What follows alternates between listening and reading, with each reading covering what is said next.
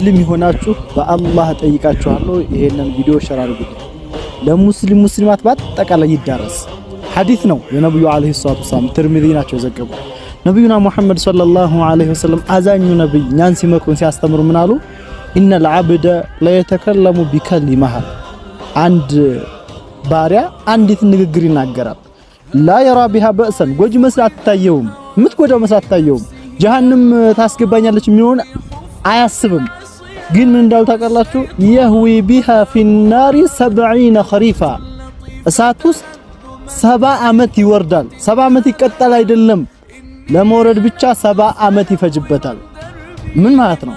ምን ማለት ነው? ይሄ ሙስሊም በዚች በአንዲት ቃል ምክንያት ከኢስላም ወጥቶ አላህን ተሳድቦ በኢስላም አንቋሾ ለመቀለል ለማሳቅ ብሎ ከኢስላም ይወጣና ጀሃነም ይጣልና መጨረሻው ለመድረስ 70 አመት ይፈጅበታል። ሙስሊምማ ኸሪፍ 40 አመት የተባለውን እንኳን አይገባም። ሙስሊም የሆነ ሰው ጀሃነም ውስጥ ኸሪፍ 40 አመት የሚወስድ የጀሃነም ሸለቆ ነው። ጀሃነም ውስጥ ኸሪፍ መጨረሻው አይደርስም ሙስሊም። ያ ሙስሊም የነበረ ሰው 70 አመት ጀሃነም የተሽከረከረው በዛች ለመቀለል ለማሳቅ ብሎ በኢስላም ላይ በአላህ በመላእክቶቹ በነቢያቶች አንቋሾ እስልምናውን አጥቶ እሳት ላይ ይጣልና መጨረሻው ላይ ለመድረስ 70 አመት ይፈጅበታል።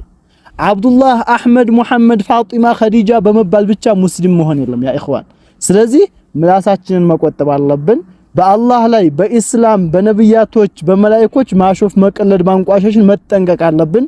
ይሄ ቪዲዮ ለብዙ ሙስሊም እንዲደርስ ሁላችሁም ላይክ ሼር አድርጉ።